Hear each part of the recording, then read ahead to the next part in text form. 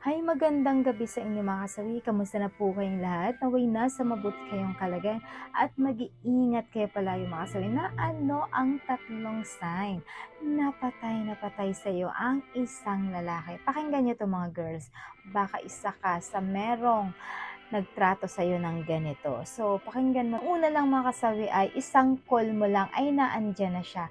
Yung tipo na kahit na napaka-busy ng isang lalaki, kahit na anong ginagawa niyang importante, pero sa isang tawag mo lang, sa isang text mo lang, aba naman, talagang humaharurot pa ito papunta sa'yo na walang kamaktol-maktol at lahat gagawin niya on the spot ay naandyan na siya sa'yo palagi, agad-agad na walang pag-alinlangan na pupunta sa'yo at higit sa lahat, yung tipo na pag sinabi mong 5 minutes dapat nandito ka na, pero 4 minutes ay nandiyan na sa'yo.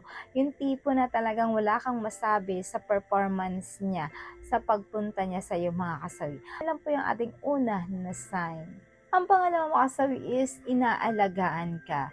Yung masyado siyang conservative sa'yo, yung tipo na kapag ka nakikita yung likod mo, na andyan siya, yung talagang hahawiin niya yung damit mo pababa, yung hindi ka makitaan ng mga underwear, yung hindi ka makitaan ng cleavage, or hindi ka makitaan ng lahat mga kasawi. Gagawin niya ay talagang aalagaan ka niya hanggat kaya niyang gawin ay gagawin niya ito sa iyo mga kasawi kasi ganun kanya kamahal, ganun siya kagrabe magmahal sa iyo kasi nga yung bang tinatrato ka na parang prinsesa niya sa buhay niya, yung ipaparamdam niya sa yung lahat-lahat na ikaw yung pinaka-importanting babae sa lahat. Kung wala kang masabi sa isang lalaki, yung bang lahat gagawin niya para sa'yo, alagaan ka niya, lahat susuportan ka niya sa mga bagay na gusto mong gawin, na andyan siya para sa'yo at ipaparamdam niya yun sa'yo kung paano kanya tatruhin ng gusto mga kasal.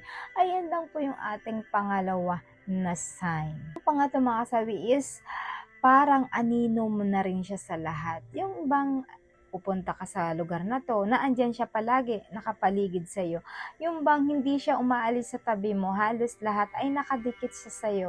Yung gagawin niya, suportahan ka niya, yun nandyan lang siya palagi sa likod mo, magkamali ka man, tama man yung gawin mo, ay nandyan siya nakasuporta sa'yo sa lahat ng bagay, na walang pag-aatubili, na talagang susuportahan ka sa lahat ng gagawin mo, sa lahat ng gusto mong pangarap, sa lahat ng negative man yan, positive man yan, na andyan siya. Kumbaga, magbibigay lang siya sa'yo ng advice na ganito, ganyan, ganyan, yung magiging conclusion sa mga lahat ng gagawin mo. Pero end of the day, kung ano man yung mapipili mo sa sitwasyon mo, ay talagang susuportahan ka niya na walang pag-alinlangan kasi ganun siya magmahal sa'yo. Yung sobra kanyang mahal, kaya kahit minsan mali na yung nagagawa mo, ay nandyan pa rin siya para sa'yo dahil bulag na siya sa pagmamahal. Dahil gano'n naman yung mga kalalakihan, kapag mahal na mahal ka naman, lahat ng effort mararamdaman mo yan, lahat ng pagmamahal ay mararamdaman mo yan. Kasi gano'n sila magmahal, loyal, sobra, yung responsibilidad nila, lahat gagawin nila sa'yo para lang maramdaman mo na sobrang mahal ka nito mga kasabi. Yung pangatlo na sign. At syempre hindi mawawala yung ang advice sa topic nito, laging tatandaan sa mga kalalakihan, sa kababaihan, kapag ka nagmahal tayo, talagang napakaswerte na kapag ka nakapili ka ng isang taong mamahalin ka rin ng gusto. Yung ibabalik sa iyo yung pagmamahal mo ng binigay mo din sa kanya. Kasi sa panahon natin ngayon, minsan kahit na mahal mo isang tao pero hindi niya rin ito nababalik, 'di ba? Kumbaga mas angat yung pagmamahal mo, mas lamang yung pagmamahal mo sa kanya, kaya hindi nababalik yung pagmamahal mo na binibigay sa kanya. So, ikaw lang yung given ng given, tapos siya naman ay hindi siya nag-take sa'yo.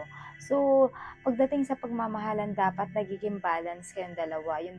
Kumbaga, eto ka ngayon, mamaya ikaw na naman, siya naman eto, ikaw na naman ganito. Dapat parehas kayo na nagsusundanan, parehas kayo nagkakaintindihan para